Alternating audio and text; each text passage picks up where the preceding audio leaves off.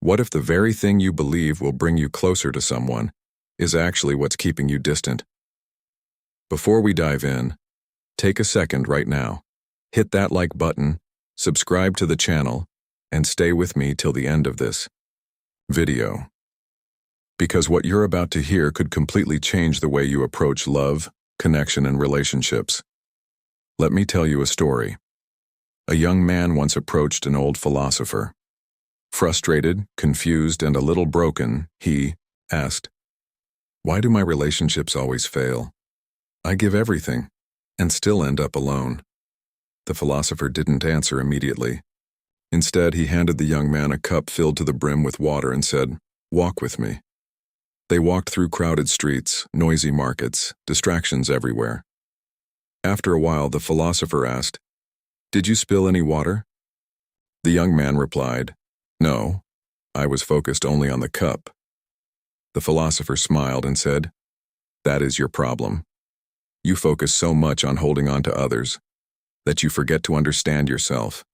And that's where Stoicism begins. Today, we're diving into how Stoics find and build deep relationships, not through chasing, not through desperation, but through strength, clarity, and inner peace. And we'll explore 10 powerful suggestions inspired by Marcus Aurelius that can transform how you connect with others. First, seek alignment, not approval. Most people enter relationships looking for validation. They want to be liked, accepted, admired. But Stoics see this differently. They ask, "Is this person aligned with my values?" When you stop trying to impress and start trying to understand, something shifts. You become more grounded, more real, and ironically, more attractive.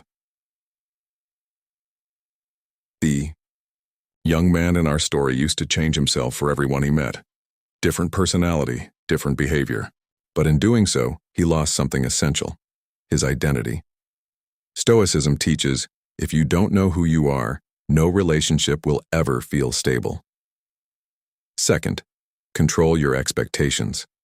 One of the greatest sources of pain in relationships isn't what happens. It's what we expected to happen. You expect loyalty. You expect honesty. You expect effort.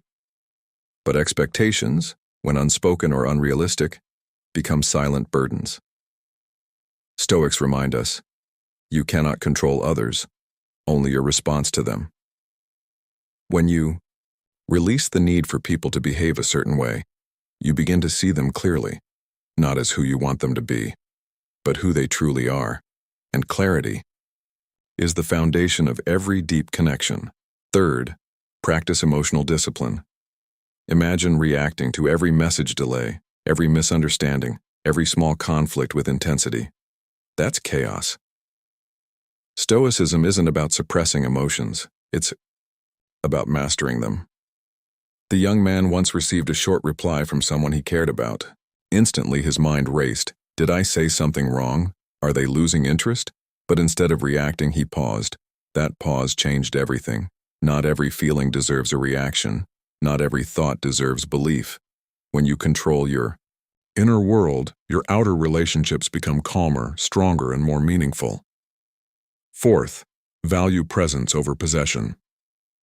Here's a hard truth. You don't own anyone. Love isn't about holding tightly, it's about appreciating deeply. Stoics understand the temporary nature of everything. People come, people go.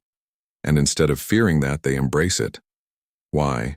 Because when you accept that nothing is permanent, you begin to value every moment more. The laughter, the silence, the connection. You stop trying to control the future and start living in the present. Fifth, be honest, even when it's uncomfortable. Most relationships don't break because of truth, they break because of hidden truths. Stoicism encourages radical honesty, not brutal, careless honesty, but thoughtful, intentional truth. The young man once avoided difficult conversations.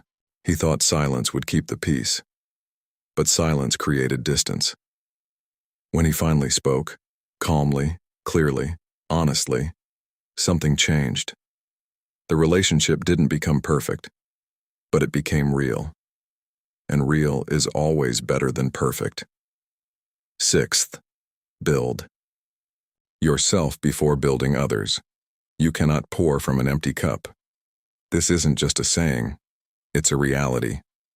Stoics focus heavily on self-development, not for ego but for stability. If your happiness depends entirely on someone else, you will always feel vulnerable.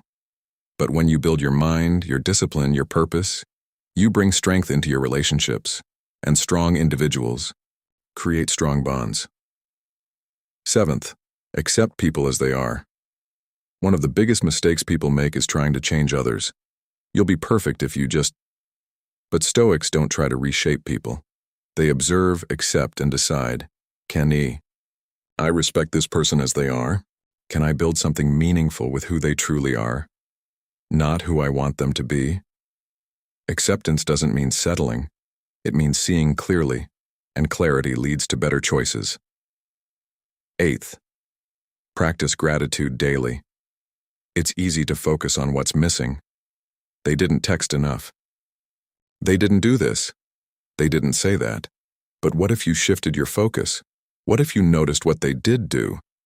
Gratitude changes perspective. The young man began writing down 3 things he appreciated about someone each day. First, it felt small, but over time it changed how he saw them. Not as someone lacking, but as someone valuable. And appreciation deepens connection. Ninth, embrace solitude. This might sound surprising, but Stoics believe that the ability to be alone is essential for strong relationships. Why? Because when you're comfortable alone, you don't enter relationships out of need, you enter them out of choice. And that changes everything. You're not afraid of losing them. You're not desperate for their attention. You simply choose to be with them, and that choice is powerful. The young man learned to enjoy his own company. And when he did, he stopped clinging. He started connecting. 10th, and this might be the most important, love with awareness, not attachment. There's a difference. Attachment says, I need you to be okay. Awareness says, I appreciate you, but I am whole on my own. Stoics don't avoid love. They approach it wisely. They love deeply, but without losing themselves. They care, but without becoming dependent. And that balance is what creates lasting, meaningful relationships. Now let's return to the young man. Months passed. He wasn't chasing anymore. He wasn't overthinking every interaction. He wasn't losing himself in others.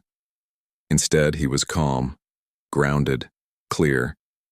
And then something unexpected happened. He met someone. But this time it was different. There was no desperation, no pressure, no performance, just 2 people, authentic, present, and aligned. And for the first time, the relationship didn't feel like something he had to fight for. It felt natural. Because when you apply Stoic principles, you don't just find better relationships. You become someone capable of sustaining them. So if you've been struggling in your love life, if you've been feeling disconnected, misunderstood, or lost, ask yourself, are you trying to control others? Or understand yourself? Are you seeking validation or alignment? Are you reacting emotionally or responding wisely? Because the truth is, deep relationships aren't built overnight. They're built through awareness, through discipline, through growth, and most importantly, through becoming the kind of person who doesn't just seek connection, but creates it. So take these lessons, reflect on them, apply them. Because the way you approach relationships today shapes the love you experience tomorrow.